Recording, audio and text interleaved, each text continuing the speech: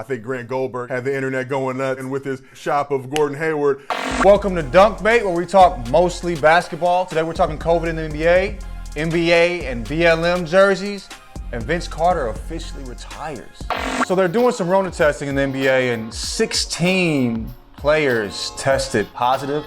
We even saw something where Rudy Gobert talked about still having lingering effects. How do y'all feel about that? Honestly, man, I think a lot of people are kind of not making a big enough deal about the 5%. They think it's a low number. My whole thing is, if these guys have been quarantining and social distancing and doing all the things they're supposed to be doing, wearing the mask, if they were doing all this, I would have expected the numbers to be a lot lower. And I know, look, they're going to have the bubble and everything, but we don't know what that's going to be. Is it going to be professional? Is it going to be open mic night? We really don't know what that's going to look like. I think at the end of the day, really, we got to just know, is this thing going to explode or not? And what are the long-term effects, which I don't think any of us know right now, in terms of how the Rona's, the lasting impact. If it's still bothering Gobert, we got to think about that. I know it's just his sense of smell, but to me that's a big deal because I like smelling.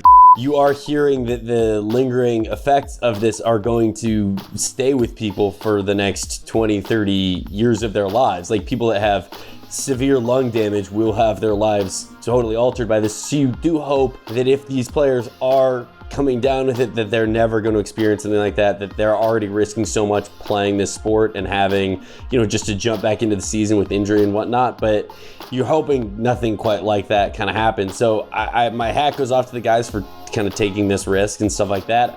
I agree with Josiah, 16 isn't that bad as a number out of 302, but keep those masks on. Think about how healthy Gobert is, you know what I'm saying? And he's still having lingering issues. We're talking about people having, like you said, Zach, long-term lung issues. If you're an NBA player, how important is that to you? You know what I'm saying? I mean, can you continue playing the game? So they're not just risking their lives, they're risking their careers, even if their life is not in danger. So it just seems kind of insane to me that we're really talking about this, them playing with the risk and also the unknowns. I'm glad Rudy Gobert came out and spoke about that. Hopefully we take that into account and people will take it as unserious as Rudy Gobert took it initially. It seems like, him speaking this way will make people take it more seriously.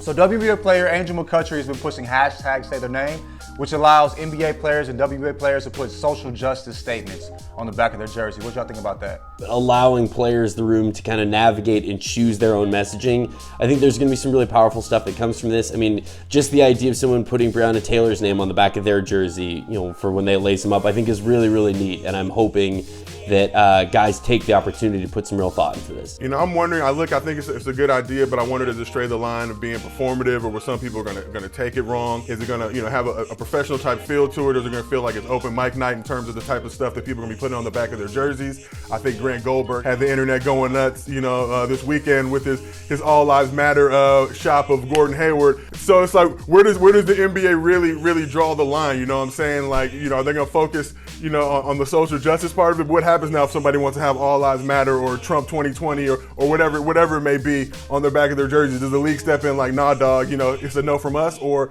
do they let them do it and really exercise their free speech? So I think that's what we want to see. I think it's a great idea in concept, but you just never know how far it's going to go. Players in the NBA, they take stands for sure, but like the big players, a lot of times it seems like it just doesn't seem as like to hit as hard. But WNBA, they 10 toes down, bro. Like we're seeing players like Maya Moore and Natasha Cloud who have, given up their seasons of their careers for social justice. We'll see what happens with the NBA, but until the WNBA starts, I don't think we'll really see anything that's too risque. You know what I'm saying? Vince Carter retired this week, and it's a bit unfortunate because the dude deserved the full length of his farewell tour. 22 seasons, one of the most exciting players I ever saw, and a guy that made me fall in love with the game. What are your guys' thoughts on Vince finally stepping away? It's the end of an era. It's crazy. It's crazy that Vince Carter is retiring. I remember when he first came in the league. I remember at UNC,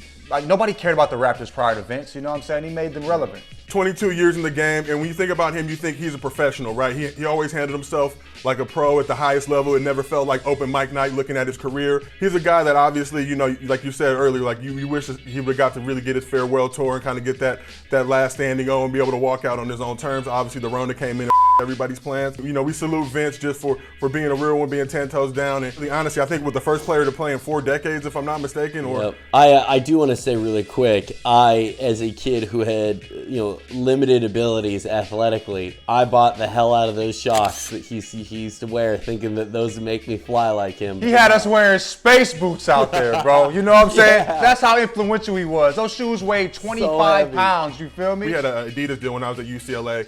Now they had an Under Armour deal. I don't know what's going to happen because apparently Under Armour pulled the plug.